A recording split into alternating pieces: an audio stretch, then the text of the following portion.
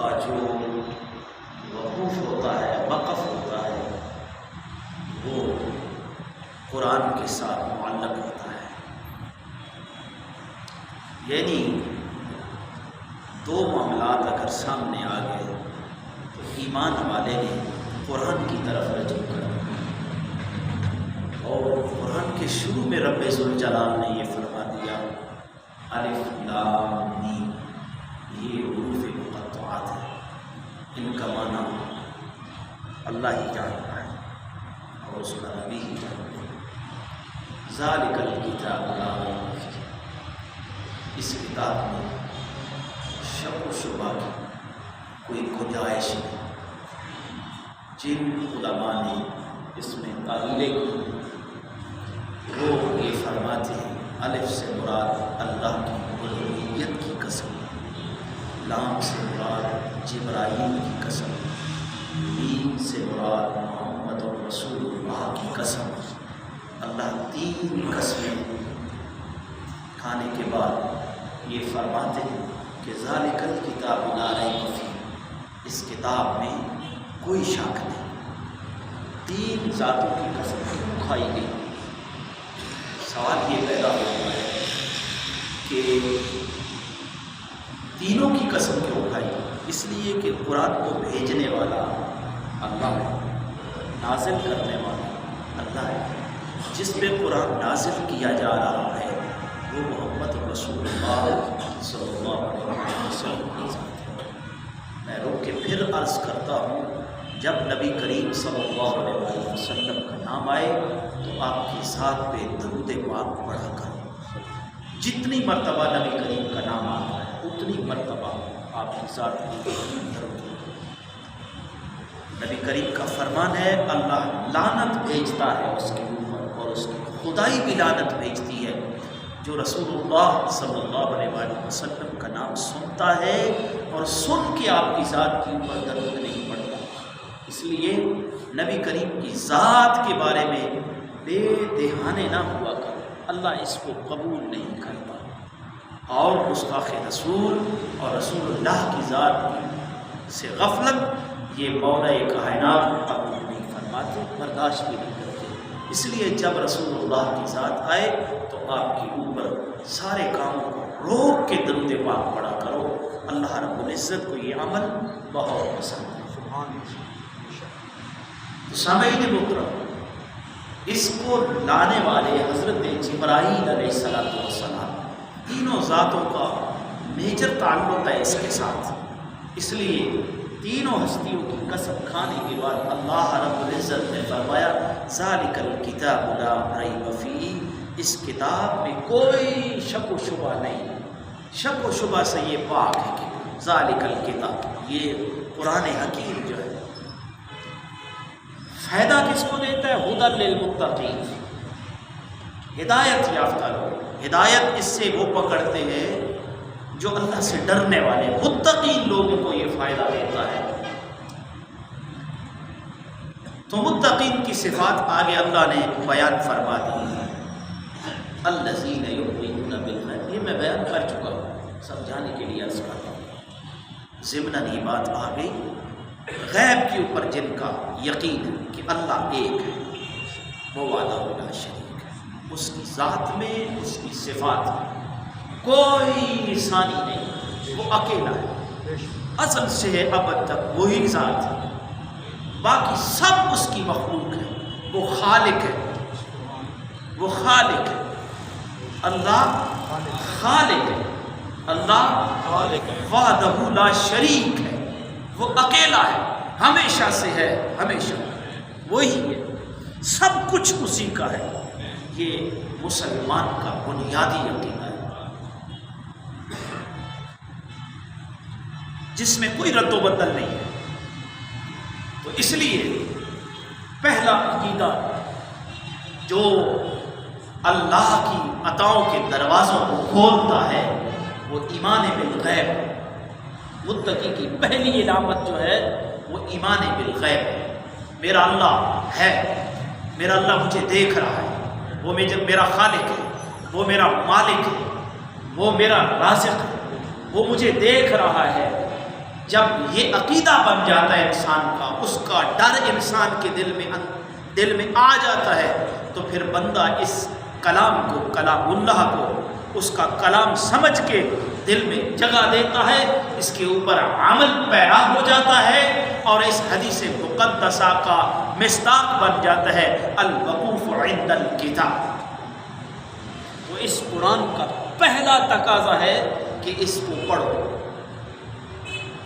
اس کو پڑھو، اس کو پڑھو، قرآن کو پڑھو، قرآنی تعلیمات پہ عمل کرو۔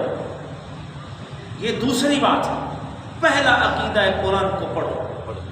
چومتا تو ہر بندہ ہے، جس کے سامنے قرآن آتا ہے وہ چومتا ہے، ہونٹوں سے چومتا ہے، یہ سعادت ہے، یہ ادب ہے قرآن کا، یہ لازمی ہے۔ اللہ اپنے شعائر کی عزت کا مطالبہ کرتا ہے، اور یہ متقی کی علامت ہے کہ وہ اللہ کی چیزوں کی قدر کرتا ہے، قرآن کی قدر کرتا ہے، مسجد کی قدر کرتا ہے، بیت اللہ کا ادب کرتا ہے، شاعر اللہ کی عظمت اس کے دل میں ہوتی ہے۔ یہ متقی کی علامت ہے، نشانی ہے اس کی۔ اس کو چومتے ہو تو جن ہونٹوں سے قرآن کو چومتے ہو ان سے قرآن کی تلاوت بھی کرو، قرآن کو پڑھو۔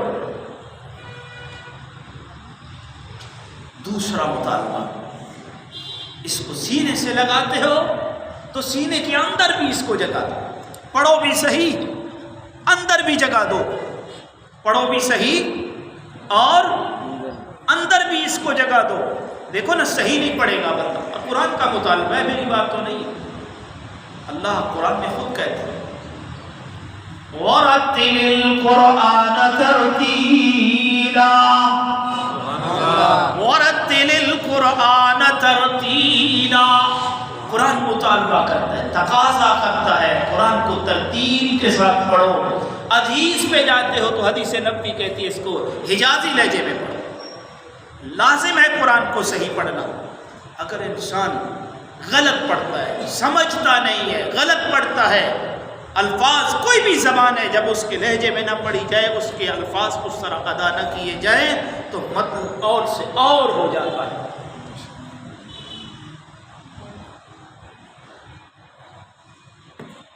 مثلا دو چیزیں، کل ایک دو نقطوں والا کاف ہے، ایک دوسرا کاف ہے کش والا، یہ کش والا کہتے ہیں، ادھر سکولوں میں پڑھایا جاتا ہے کش والا، کیاف اس کو پڑھتے ہیں، جبکہ عربی میں اس کو کیاف نہیں پڑھا جاتا، کاف ہی پڑھا جاتا ہے۔ دوسری جس میں وائبریشن آتی ہے، قلقلے والا کاف، دو نقطوں والا۔ اب دو ہی لفظ ہے قلب کہنے میں، قلب ایک کا معنی ہے دل، ایک کا معنی ہے کتا، کتنا فرق پڑتا ہے۔ اب لکھنے میں میں اردو کی مثال لیتا ہوں، نوٹس اور نوٹس ایک ہی جیسا لکھا جاتا ہے۔ عدالت نے نوٹس لے دیا، 100 موٹو ایکشن، نوٹس لے لیا عدالت نے۔ اب جب وہی لفظ طالب علم کے، اسٹوڈنٹ کے سامنے آئے گا تو اسٹوڈنٹ تو نہیں کہے گا نا، میں بیان کر رہا ہوں کہ لکھنے والا ہے نکات، تو وہ کہتا ہے مولوی صاحب ذرا دوبارہ ریپیٹ کیجئے، میں بھی نوٹس لے رہا ہوں۔ وہ نوٹس نہیں ہوگا، وہ نوٹس بنا رہا ہوگا۔ تو قرآن کا بھی یہی الفاظ ہے۔ اللہ قرآن میں کمزوری نہیں برداشت کرتا، یہ یاد رکھیں۔ جنہوں نے کہا تھا نا راعینا، اس کو کھینچ کے پڑھتے تھے، رسالت پہ حرف آتا تھا، اللہ نے لفظ ہی کہا چھوڑ دو، اس کو چھوڑ دو، اس کو چھوڑ دو، یہ لفظ قابل قبول نہیں ہے۔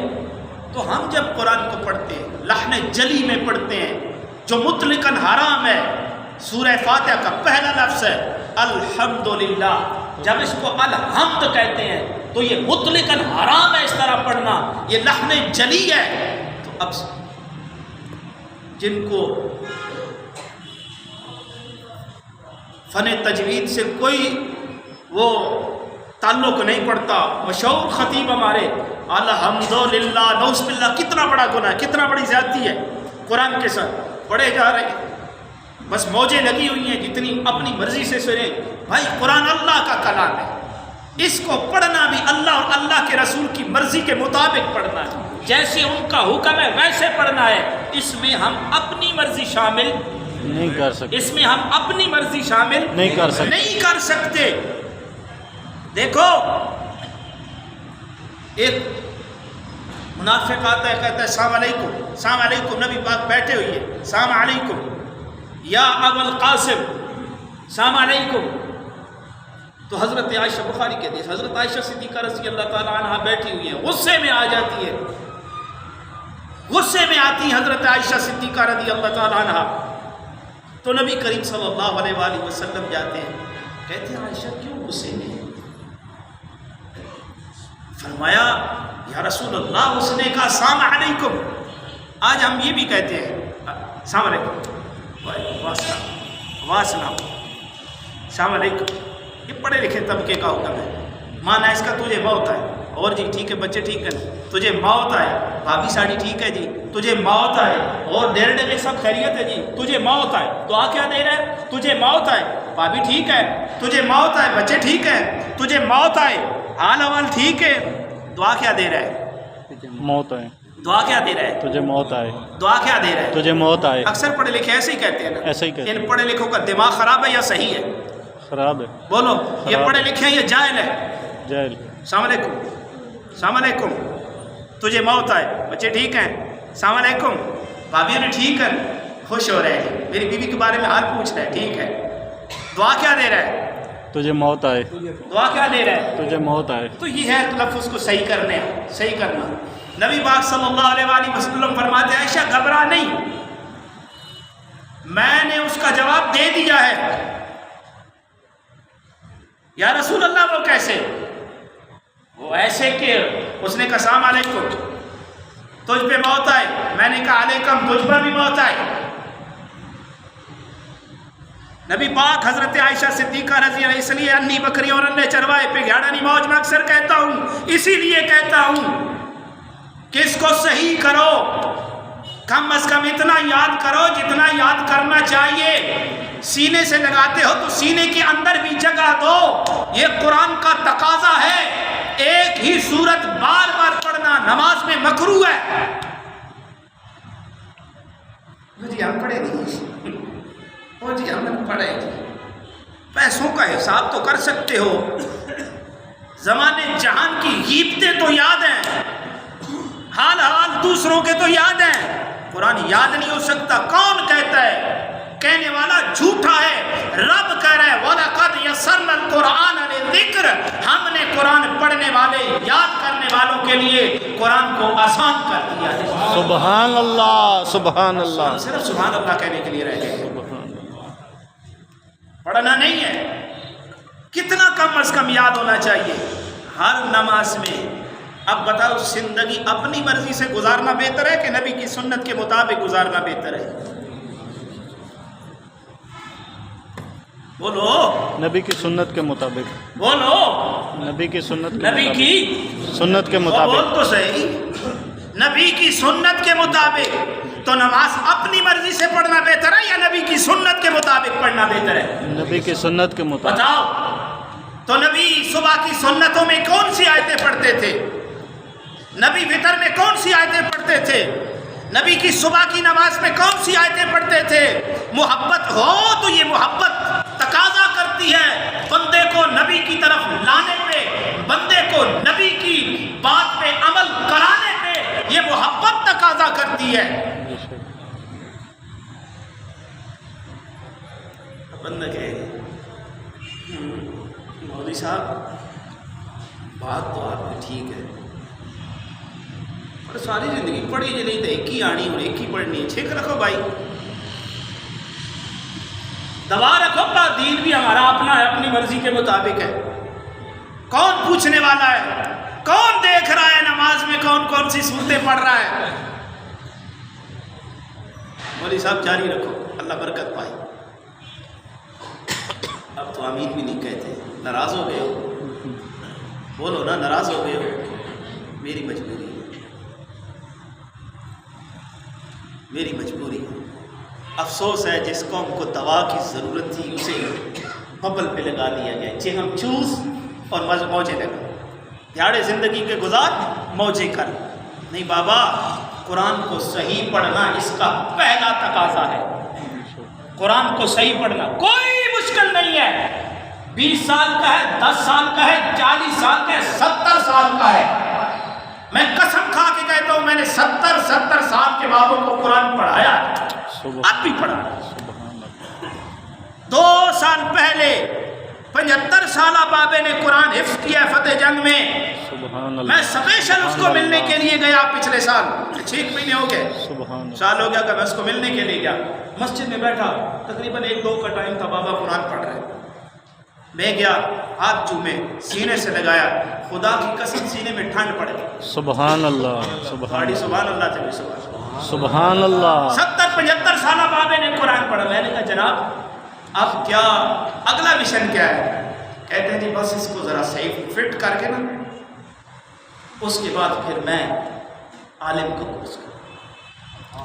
سبحان اللہ، سبحان اللہ۔ بے شک یہ ہوتا ہے بندہ، دل کا جوان یہ ہوتا ہے۔ یہ کیا یتیم یوں بن گئے کہ جی میں نہیں پڑھ سکتا، جی بھائی ایک ہی پہ گزارا کر۔ 38 سال کے تھے ابو بکر صدیق رضی اللہ تعالیٰ، جب اقرا بسم ربک الذی خلق نازل ہوئی، بڑے بڑے پڑھتے تھے، صحیح پڑھتے تھے۔ یہ تو جب غدر مچا 1857 کے بعد، جب علماء نہیں ملتے تھے، چلو جس طرح چلتا ہے دھکا لگاؤ، کچھ نہ کچھ تو کرو نا، اس وقت سے یہ ظلم بن گیا ہے۔ جاہل نکمے قسم کے لوگ مسجدوں کی امامت، ممبر و محراب پہ کے جب وارث بنے، دین کا بیڑا غرق ہو گیا، اور کوئی پوچھنے والا بھی نہیں ہے۔ تو اس کا اگلا مطالبہ ہے، اس کو دل میں جگہ دو، یاد کرو، اتنا کم از کم اتنا یاد کرو، صبح کی 2، ظہر کی 4، 2 اور عصر کی 4، 2 اور مغرب کی 3، 2 عشاء کی 4، 2 اور وتر 3 جو ہیں، کم از کم اتنا تو سنت کے مطابق تو یاد کر سکتا ہے۔ اگلا مطالبہ تقاضا قرآن کا یہ ہے، انا انزلنا علیک الکتاب بالحق لتحکم بین الناس۔ اگلا مطالبہ یہ ہے کہ قرآن کو اپنا رہنما بنا لو، اپنے زندگی کے فیصلوں میں قرآن کے تقاضے کو، قرآن کے فیصلے کو ہر فیصلے کے اوپر ترجیح دو۔ یہ مومن کی شان ہے، کیونکہ مومن اس زندگی کا ذمہ دار ہے، یہ اس سے پوچھا جائے گا۔ دیکھو ڈرائیور ہوتا ہے نا، اس کو یہ بات اس حدیث مقدسہ کی بخاری شریف کی بات پہ دلالت کرتی ہے، الوقوف عند الکتاب۔ بندہ ڈرائیونگ کر رہا ہے، آگے جو ہی اشارہ آتا ہے اور اس کی لائٹ اس گھڑی کی طرح ہوتی ہے، وہ جو لگی ہوئی ہے، یہ کون سی ہے؟ سبز ہے، لال کلر، سبز کلر ہے، لال کلر ہے، لال کلر۔ یہ جو گھڑی کا رنگ ہے جو بتا رہے ہیں ہم سے، اس کے سبز ہے، لال ہے، لال، مجھے تو نہیں نظر آ رہا ہے، لال کلر ہے۔ جب یہ ڈرائیور کو نظر آئے گی تو اور نہیں تو اس کا پیر جنبش ضرور کرے گا بریک لگانے کے لیے۔ یہ وقف ہے، یہ وقوف ہے، اشارہ بند ہے۔ اگر پاکستانی ہوگا تو وہ فوراً پیر کو پتہ نہیں جنبش دے گا نہیں، دائیں بائیں دیکھے گا کہیں پولیس والے تو نہیں ہے، اگر نہیں ہے تو دبا لے گا۔ ہم سارے ایسے کرتے ہیں، میں بھی ایسے کرتا ہوں، اتنا بڑا حاجی نہیں ہوں آپ کی طرف، یہ پاکستانیوں کا کام ہے۔ تو اس میں امام بخاری کی حدیث پاک بھی ہے، سیدنا عمر فاروق رضی اللہ تعالیٰ عنہ کے درباریوں میں حر ابن قیس بڑا وفادار تھا۔ عمر فاروق رضی اللہ تعالیٰ عنہ بڑے اس کے ساتھ مشاورت کرتے تھے۔ اس کا چاچا جو تھا وہ بڑا خوش ہوتا تھا، میرا بھتیجا جو ہے وہ دربار میں اس کی عزت ہے۔ ایک دن چاچا آ گیا عمر فاروق رضی اللہ تعالیٰ عنہ کے پاس، کوئی بات کی، تو جب بیٹھے تو کہنے لگا کہ عمر تم انصاف نہیں کرتے ہمارے ساتھ۔ عمر فاروق جلال میں آ گئے، تلوار کھینچی، ہے میں نہیں انصاف کرتا۔ بھتیجا دیکھ رہا تھا، بڑا عجیب، حیران ہوا، پریشان ہوا، بھائی یہ کیا؟ اگر عمر فاروق نے کچھ کہہ دیا تو میری تو خاندان میں کچھ بچے گی نہیں۔ تو سامعین محترم، انہوں نے فوراً تلاوت کی فوز العفو، پڑھتے پڑھتے واردن الجاہلین تک پہنچے، عمر فاروق کی تلوار بھی نیچے آ گئی، عمر فاروق کا غصہ بھی ٹھنڈا ہو گیا۔ سبحان اللہ، سبحان اللہ، ایک طرف غصہ ہے، ایک طرف قرآن ہے، سبحان اللہ، تو عمر فاروق اپنی من کی بات نہیں کرتے، قرآن کی بات پہ عمل کرتے ہیں۔ یہ مسلمان کا طریقہ ہے، یہ مسلمان کا وتیرہ ہے۔ ہم تو بڑے مزے سے کہتے ہیں غلامی رسول میں موت بھی قبول ہے۔ والذین آمنوا اشد حبا للہ، والذین آمنوا اشد حبا للہ، ایمان والا تو اللہ سے محبت کرتا ہے۔ ایسا ہی ہے نا؟ جی بولے ایسا ہی، ایسا ہی ہے نا؟ ایسا ہی ہے۔ تو اللہ کیا کہتا ہے؟ غیبت کیا کر یا نہ کیا کر؟ نہیں نہیں اللہ کیا کہتا ہے؟ تانے دیا کر یا نہ کی دیا کر؟ نہیں، اللہ کیا کہتا ہے؟ مال کو میری راہ میں خرچ کیا کر یا نہ کیا کر؟ کیا کر، یہی اللہ کہہ رہے ہیں نا۔ بے شک۔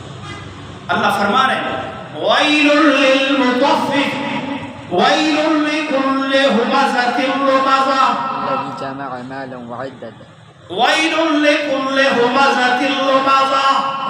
اللہ قرآن میں یہ کہتا ہے مومن، اللہ قرآن میں یہ کہتا ہے وَيْلٌ لِّكُلِّ هُمَزَةٍ سبحان اللہ، لُمَزَةٍ، ہلاکت ہے ان کے لیے، تباہی ہے ان کے لیے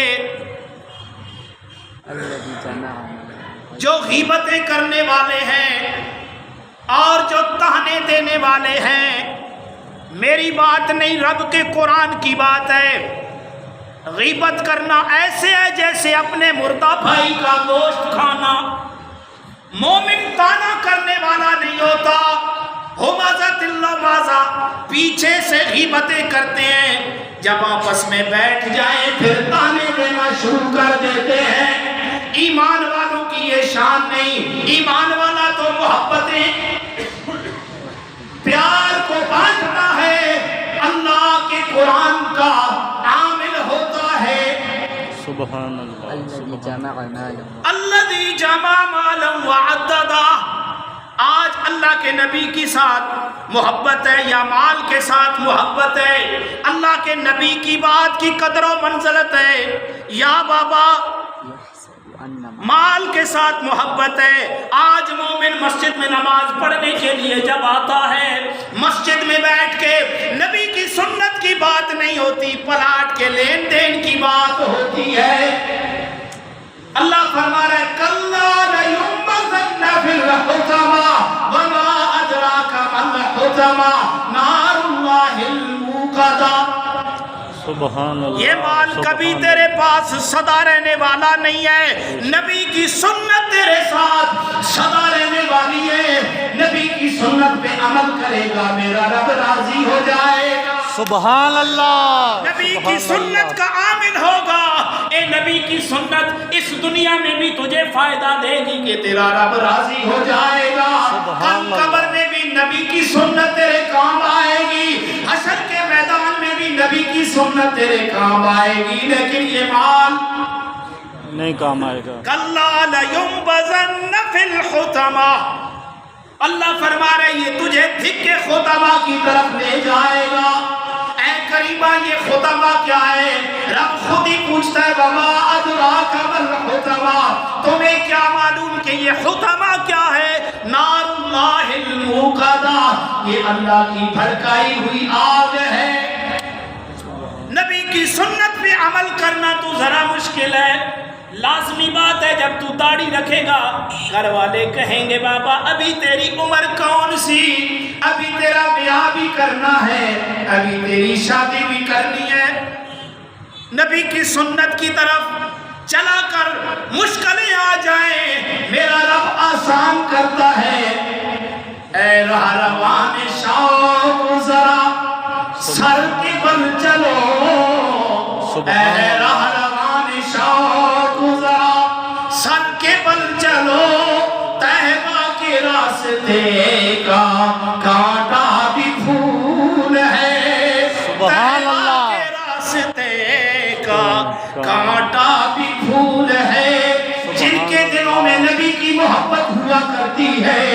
تو طیبہ میں جانے والے راستوں کی مشکلات کو نہیں دیکھتے، وہ نبی کی ملاقات کو دیکھتے ہیں کہ ہماری نبی سے ملاقات ہوگی۔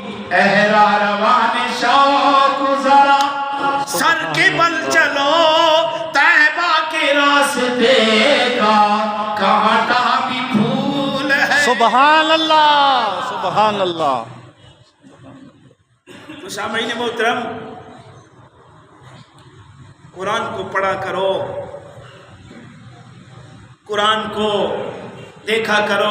یہ انکل آ رہے، انکل سارے ان کو جانتے ہیں، انکل بس میرے سامنے آ گئے تو مجھے بھی یاد آ گئے، نام مجھے بھی نہیں پتا، سارے جانتے ہیں انکل۔ مزے کی بات ہے، دادے کا بھی انکل، پوترے کا بھی انکل، ماسی کا بھی انکل، چاچے کا بھی انکل۔ اللہ نے جس کو عزت دے دے، انکل جی، وہ کر کے کوئی نہیں بلاتا، انکل جی۔ اللہ جس کو عزت دے بندہ کیا کرے۔ انکل جی نے ماشاءاللہ ساری نوکری کی، 60 سال ملازمت کی، 60 سال ملازمت کرنے کے بعد ادھر مسجد میں آئے، بیٹھے، قرآن میں پڑھا رہا تھا، یہ بھی ساتھ شامل ہو گئے۔ اب انکل جی نے قرآن پڑھنا شروع کر دیا۔ سبحان اللہ۔ یہ مولوی صاحب سے پوچھو جو ان کے ساتھ بیٹھتے ہیں، اب ان کے تلفظ میں کس طرح بہتری آ رہی ہے؟ صرف شوق تھا، اللہ نے برکت ڈال دی، تو اللہ کی بات سچ ہوئی نا۔ وَلَقَدْ يَسَّرْنَا الْقُرْآنَ لِلذِّكْرِ، قرآن کو پڑھنے والوں کے لیے ہم نے آسان کر دیا ہے۔ سبحان اللہ، سبحان اللہ۔ تو ہم نے ان تقریروں سے صرف کانوں کے مزے لیے ہیں، حالانکہ قرآن دل کو تقویت دیتا ہے، دین دل کو تقویت دیتا ہے۔ افسوس سے میں اسی لیے کہتا ہوں نا، جن بیماروں کو دوائی کی ضرورت تھی، ہم نے چغم ان کے بوتھے میں تن دیے، لے لو اور ان کو چوستے رہو اور مزے لیتے رہو، دیہڑی زندگی کے گزارو۔ اور اس ظلم میں، دین کی اشاعت کے ظلم میں سب سے پہلے اگر کوئی ہے تو یہ تعلیمی ادارے ہیں، سکول والے، مدرسے والے۔ اس کے دوسرے ذمہ دار جو ہیں، مسجد کا ملا ہے، مسجد انتظامیہ ہے، میلاد کمیٹیاں ہیں، باقی ادارے بعد میں ہیں۔ یہ سب سے بڑے مجرم ہے، اس ظلم میں برابر کے شریک ہے۔ ناراض تو نہیں ہو؟ وہ بھی جاؤ تو مجبور ہوں، ہے کہ نہیں؟ اور سب سے بڑھ کر پھر اگر کوئی گھر میں مجرم ہے تو ماں اور باپ ہے۔ کون ہے؟ ماں باپ۔ کون ہے؟ ماں باپ۔ کون ہے؟ ماں باپ۔ کون ہے؟ ماں باپ۔ بولو، ماں اور باپ۔ ماں باپ، جنہوں نے بنا سنوار کے لیے بھیجا ہے سکول میں، دین کی فکر ہی نہیں۔ قسم اللہ کی کھا کے کہہ رہا ہوں، ایک اس بندے سے ملا جس کے بیٹے سارے انجینئر ہیں، ایک خود ڈاکٹر ہے، بیٹا ڈاکٹر ہے، کہتا ہے کاش اگر ایک بھی مدرسے والا ہوتا نا تو کم از کم بڑھاپا اچھا ہمارا گزرتا، میں پوچھتا، یہ ہمیں پوچھتے نہیں ہیں۔ اور پھر قسم کھا کے کہتا ہوں، کل ایک مولوی صاحب کے ساتھ سفر کر رہا تھا، کہتا ہے میرا بیٹا 7ویں سال میں پڑھ رہا ہے، درس نظامی کر رہا ہے، یہ بچے گواہ ہیں میرے ساتھ، کہتا ہے میں اب بڑا تھکا ہوا تھا، میں جب چرپائی پہ بیٹھا نا، اپنی ٹانگیں لمبی کی، میرا بیٹا آتا ہے، آ کے میرے پاؤں کو دباتا ہے، پھر تیل لگاتا ہے، بے دریغ میری آنکھوں سے آنسو آ گئے، اور اللہ کے حضور دعا کرتا ہوں مولا میرے اس بچے کو سلامت رکھ۔ سبحان اللہ۔ تو پھر میں نے کہا بیٹا اللہ تجھے کامیابی دے گا، تو نے میرا دل خوش کر دیا ہے۔ کہتا ہے اس دن کے بعد روز میرا بیٹا جب بھی بیمار سے تھکا ہوا جاتا ہوں، یہ ہے دین کی تعلیم۔ دین کی تعلیم اولادوں کو باغی نہیں بناتی، باغی نہیں بناتی، یہ حیا والا بناتی ہے، غیرت والا بناتی ہے، تابعدار بناتی ہے۔ یہی تو دین ہے۔ دیکھو نا مکہ والے کیسے تھے، ظالم تھے، تاریکی میں ڈوبے ہوئے تھے، دشمنیوں عداوتوں میں حدوں سے بڑے ہوئے تھے۔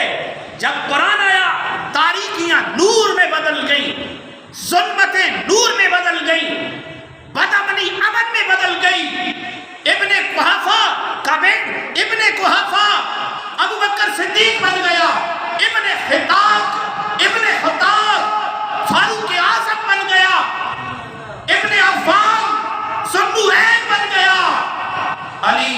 قریشیوں کا بادشاہ بن گیا سبحان اللہ اور مکے کا خرید غلام بلال چلتا زمین پہ ہے، چلتا زمین پہ ہے، اس کے قدموں کی آواز جنت کے اندر حوریں بھی سماعت فرماتی ہیں۔ سبحان اللہ، یہ قرآن کا اعجاز نہیں تو اور کیا ہے؟ سبحان اللہ سبحان اللہ۔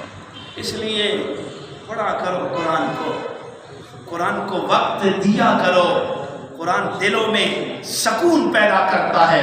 تسکین اگر حاصل کرنی ہے، باقی امن نہیں آتا، لکھ لو میری بات کو، امن نہیں آتا، سکون نہیں آتا، حالات دیکھ رہے ہو، مجھے کہنے کی ضرورت نہیں ہے۔ ابھی ابھی دیکھیے آگے ہوتا ہے کیا، ہوتا ہے کیا، ابھی ابھی دیکھیے آگے ہوتا ہے کیا۔ ایک مسلمان کی عزت قرآن کے ساتھ معلق ہے، دنیا میں بھی آخرت میں بھی، کامیابی بھی قرآن کے ساتھ معلق ہے، دنیا میں آخرت میں، ورنہ حالات ادھر جا رہے ہیں۔ یہ میری بات نہیں، میرے نبی کا فرمان ہے، جب ایمان والا بندہ قبر سے گزرے گا اور کہے گا کاش کاش اے قبر میں لیٹنے والے میں تیری جگہ ہوتا، تو میری جگہ ہوتا۔ سبحان اللہ۔ یہ انقریب وقت آنے والا ہے، یہ انقریب وقت آنے والا ہے۔ چھوڑ دو قرآن کو، پھر نظارے دیکھو رب کرتا ہے کیا۔ بے شک۔ وآخر دعوانا الحمدللہ۔